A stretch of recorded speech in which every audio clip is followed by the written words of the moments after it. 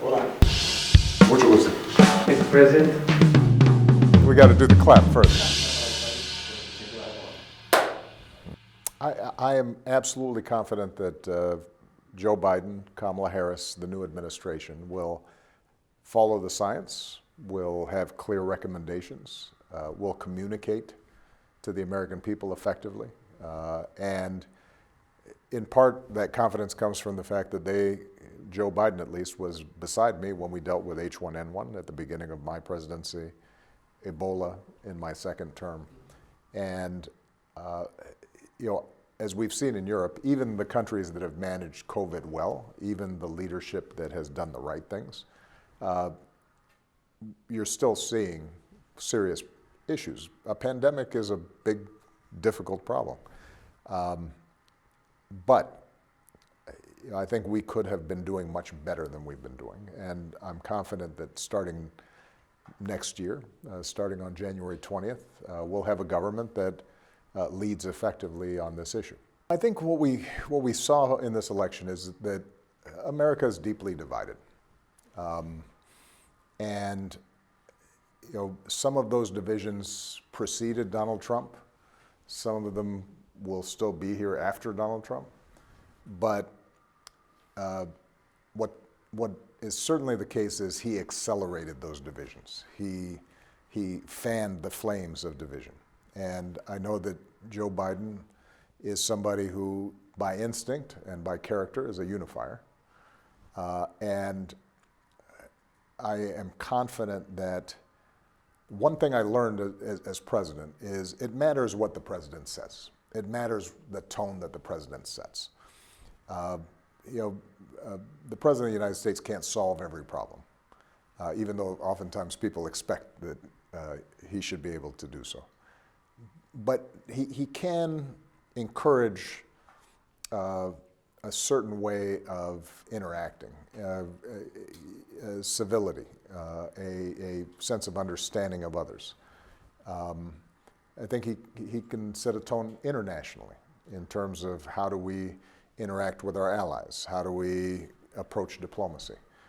And I think that you'll see in Joe Biden a return to some of the traditions that I tried to uphold when I was president.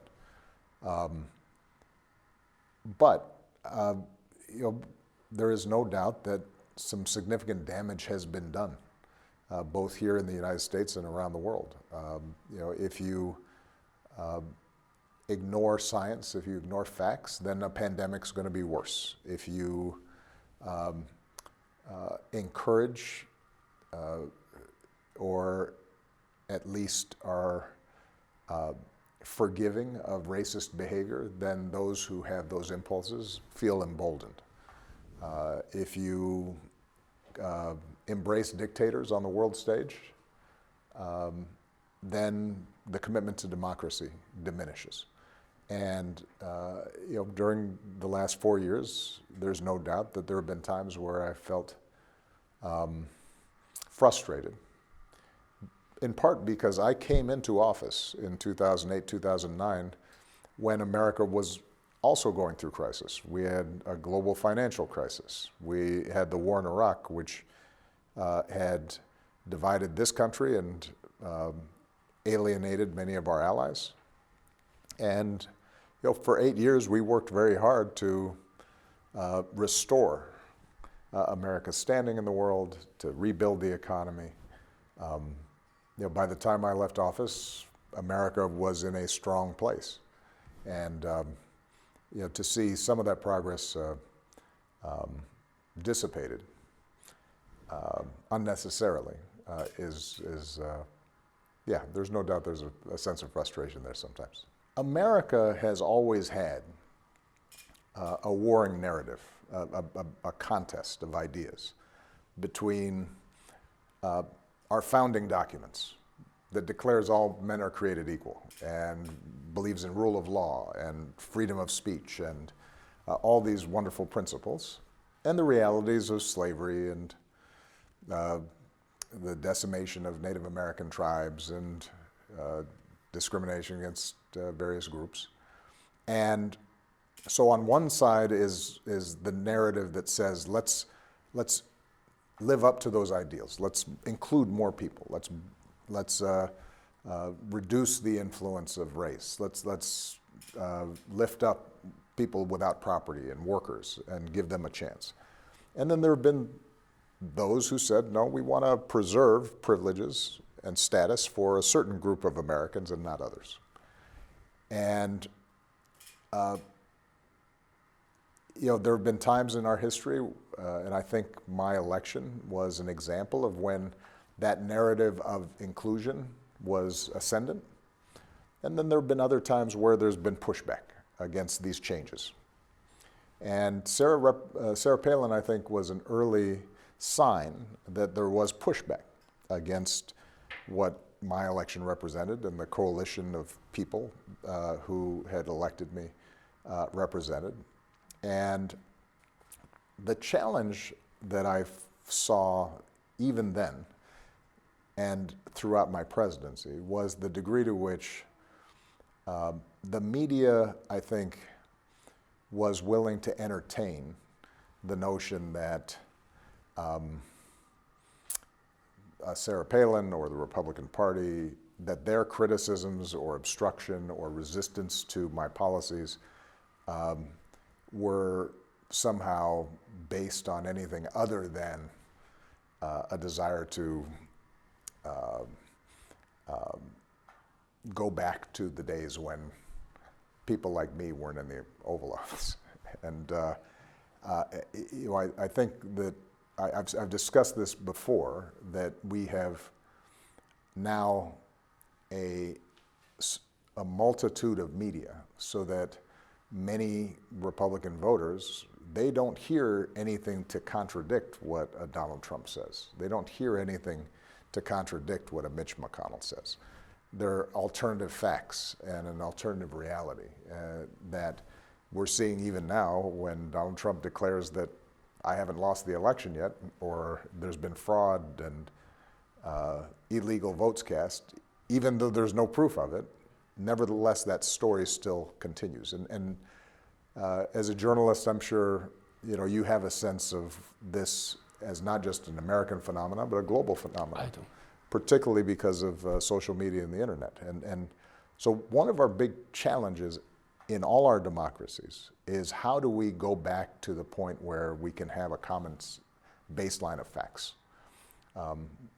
Because the idea is we should be able to debate ideas, we should be able to debate solutions to problems, but we should be able to agree that climate change is real. We should be able to agree on economic statistics. We should be able to agree when the votes are counted at the end of the election who's won and who's lost. And that, I think, is what you saw in Sarah Palin. It continued throughout my presidency, and in some ways has gotten worse over the last 4 years since I left office. You described having witnessed Donald Trump's presidency, and even if Joe Biden is now president-elect, we see how divided the country is, and how outraged a part of it is. We've seen that yesterday in the streets of Washington. Do you still sustain this optimistic view today? I do. It's always been a cautious optimism, though, in the sense that history doesn't just move forward; it moves backwards. It moves sideways.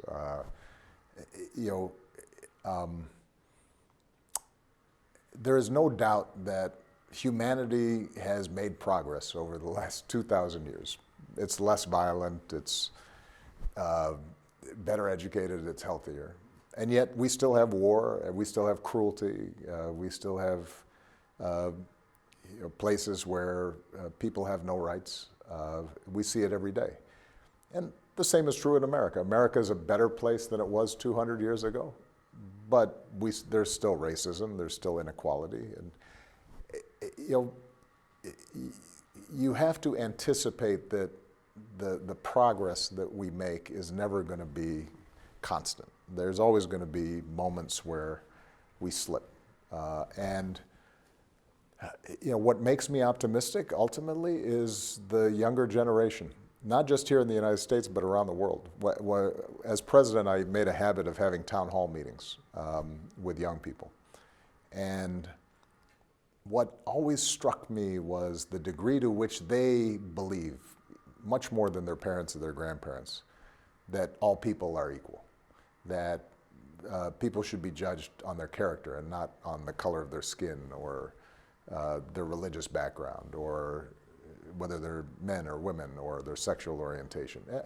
They embrace the idea of a common humanity. They embrace the idea that we are stewards of this planet and that we should deal with issues like climate change. On every issue, you look at this next generation and they reflect, I think, the values that I tried to promote as president. But the challenge is that you still have older voters who resist these changes, and you also have a legacy of institutions that are, if not broken, then in disrepair, right? And so our government, the democracy of the United States has issues that makes it hard for it to respond quickly. You know, I talk about the book. We have a particular rule called the filibuster in the U.S. Senate that creates a supermajority vote requirement for anything passing. Well, you know, it's very rare, given how senators are elected, that you're going to get a supermajority on anything. And if the parties are polarized, that means you get government gridlock, people get cynical, they get discouraged. So I recognize that the path forward will be difficult. And yet that spirit, look, Joe, this election wouldn't have been close. He won by 5 million votes if we didn't have some of the unique features of the American election process. When I left office, despite all the challenges that we had faced, I was a very popular president. And you know, we had made real progress. So I don't think all that progress was completely reversed. But I do think it shows that we all have to be vigilant and constantly work to create a more compassionate, more effective, more responsive government. We can't take it for granted that democracy is always going to work because democracy is the most difficult form of government because it requires each of us as citizens to constantly be paying attention and to hold our leaders accountable and to analyze critically what's being said and what's true and what's not. And that is more difficult in this modern age than ever. You described the gracious way President Bush and his family welcomed you and your family on your first visit to the White House. And then you write in the book, I promised myself, quote, I promised myself that when the time came, I would treat my successor the same way, end quote. Yeah. Did you? Was I it did. tough? I know. It was tough, but I did. You know, I called Donald Trump that very night, late at night, to congratulate him, even though his victory over Hillary Clinton was about the same margin as Joe Biden's victory over him. I made that call. We didn't delay for weeks on end pretending that it hadn't happened.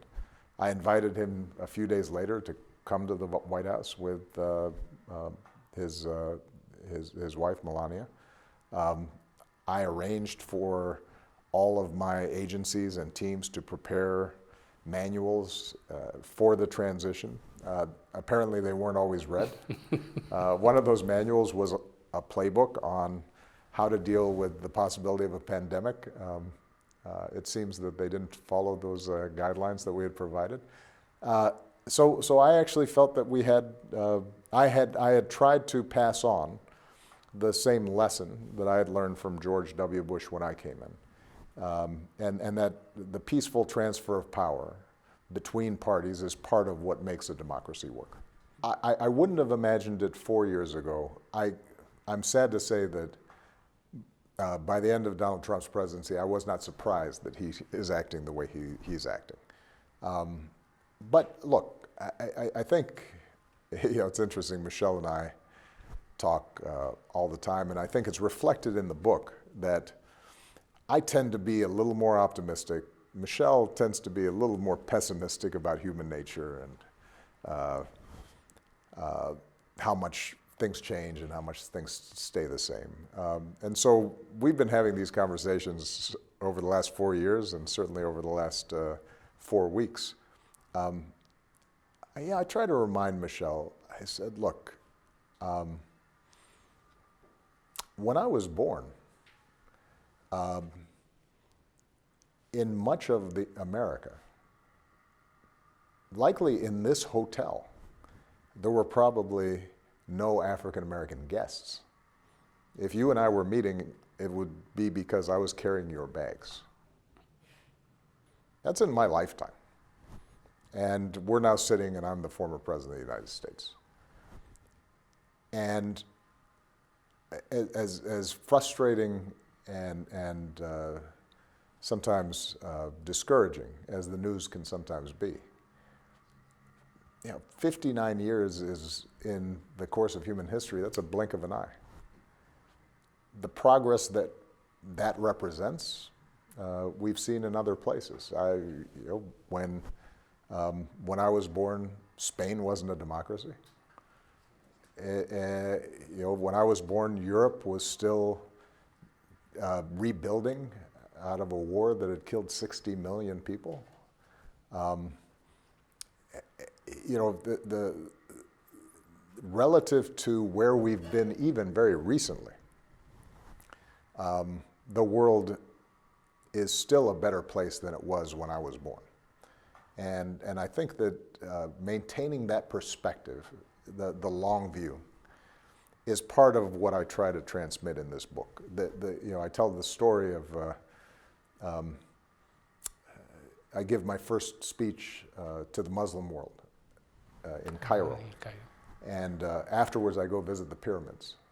And I describe how it's sometimes useful to go to these sites of the ancient antiquity because it reminds our lives, any single person's life is a blink of the eye. But what we can each do while we're here is to move the needle in the direction of more justice, more peace, more compassion. And that's the lesson that I learned as president, I came to think of myself more as a relay runner. I received the baton from the previous runner, and then I run my race, and then I pass it on. And you do as much as you can with the time that you have. And I could say, not just here in the United States, but internationally, that the world was in a better place when I left than when I came in. And there's been attempts by the Trump administration to unwind certain things that we did, like the Paris Accords, to deal with climate change. And yet, the truth is that most countries around the world are still committed to the Paris Accords. Actually, overwhelmingly they are. And that's a structure that we can still build on, and Joe Biden can still make progress on. So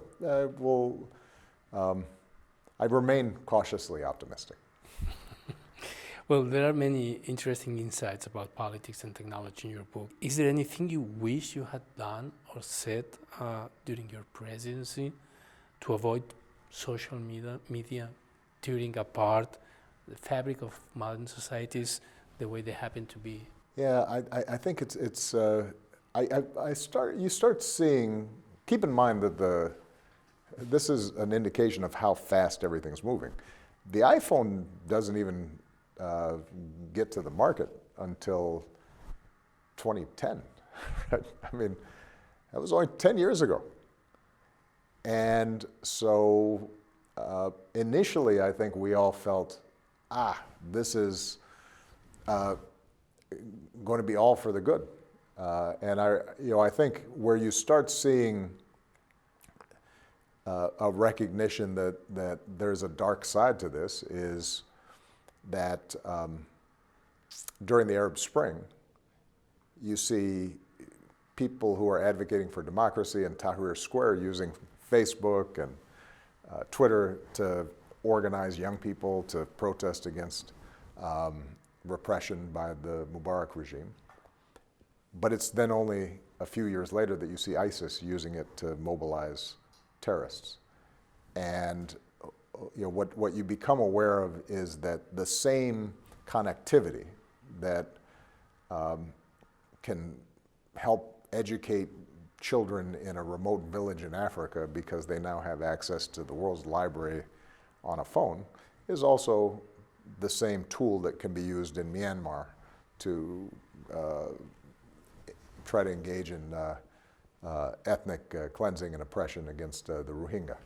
And what that means is, I think that all of us are going to have to find the ways of balancing and capturing the good of social media and reducing the bad.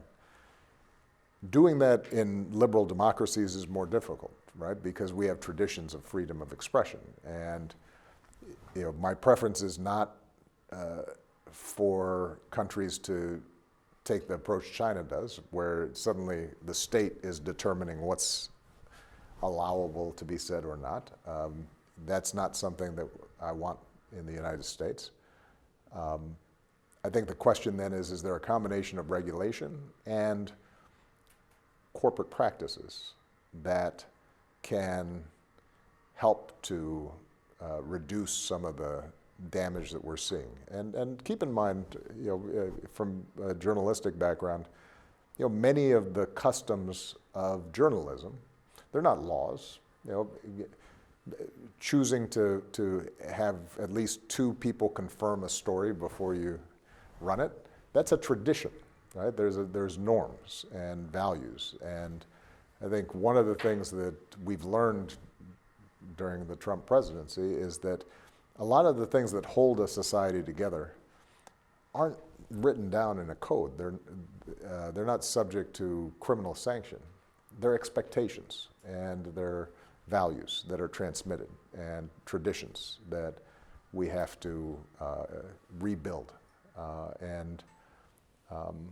and we have to teach to our children. I think one of the things that Michelle and I talk a lot about is how do we create an education system that allows our children to think critically and understand that there are objective truths out there, that the Enlightenment values of logic and reason and facts and objectivity and confirmation of hypotheses, all these things that help to build modern life. I think you and I grew up assuming that everybody would come to embrace those. What we've discovered is that we have to reinforce those traditions all the time because the older spirits of the Dark Ages are always ready to come back and reassert themselves. Sir, you ran for the presidency on the idea of change. Do you still believe that you pushed as hard as possible, that America could not have handled more change than what you delivered? I always have second thoughts, right? Because by nature, after you're finished, you say, man, I wish I could have gotten more done. I take the healthcare law that we passed. 23 million people have health insurance that didn't have it before. But there's still several million people in America who don't have health insurance. And so I would have preferred to have everybody get health insurance. At the end of the day, I was constrained by the number of votes that I had available to me. And one of the things about politics that you, at least in a democracy, that you're reminded of is that no matter what your aspirations are, no matter how bold your proposals are, sooner or later it becomes a math game. Do you have the votes to pass this? And you know, what I realized as I was writing the book is that my proposals were actually as bold as I would have wanted, and I just kept on pushing until at a certain point I had to make a decision. Am I going to take this half loaf or no loaf? And you know, I ended up developing a saying inside the White House, you know, with my staff when we'd be arguing about how much to compromise. At some point, you'd say, "Is this going to be better than what we have right now?" And if somebody said yes, it's better, then I'd say, you know what, better is good. You know, you can't make the ideal the enemy of the good. And you know, I think that if I were to do it all over again, obviously there are probably some messaging mistakes that I made that I wouldn't repeat. You know, how I described our goals, how I tried to market our ideas. You know, I probably would refine and have a better sense of what dangers were out there that I had to be careful about. But in terms of the ideas themselves, I feel good about the fact that what we proposed were the right ideas for the moment, and what we got done did make things better. Even so, you never expected the backlash which came afterwards. You know, I always expected backlash. I think as I write, we came in differently than Franklin Delano Roosevelt when he came after Herbert Hoover. The Great Depression had been going on for 3 years. So everybody knew who was at fault. As I write, you know, we had the unfortunate situation of coming in just as things were starting to go down. And so it was harder for people, for voters to be able to distinguish, well, who's at fault for why things have gotten bad. And the fact in some ways that we had stopped the bleeding and things didn't get as bad as they did during the Great Depression, in some ways made people feel more justified in asking, well, you know, why are we spending all this money on stimulus programs? Or why did we have to bail out the banks? And because, you know, things never got so bad that people completely understood why we were taking some of the steps that we did. And so I anticipated that all the joy of my election was not going to last forever. And I did not expect Donald Trump to be elected. What I did expect, though, is that if he was elected, it'd be one term. I was right about that. I sense there is a hidden thread in your book, which someone connects the book from beginning to end, and it's a question: why? Why try your hands at politics? Why run for the Senate? Why run for the presidency? You feel that you accomplished that to the extent you wished or expected back then? You know, I have never believed that just by virtue of my election that we would eliminate discrimination in the United States, that black and brown children wouldn't still have more barriers to success than some of their white counterparts. But what I did believe was that the sight of somebody who looked like me occupying the highest office in the land, the leader of the free world, would, in subtle and sometimes not so subtle ways, send a message to those children of what's possible for them in their lives. And you know, what I do believe is that when my presidency was finished, and by most accounts was a successful presidency, that changed how kids thought about themselves and each other. And that was a change not just for black and brown kids, but for white kids as well, and for girls, and for people who, as I said, think of themselves as outsiders. You know, I don't write about this, but there's a famous story of a young boy visiting the Oval Office with his parents. Young African-American boy. His parents worked for me. We were doing a photo. He was 4 or 5 years old. And he had a question for me.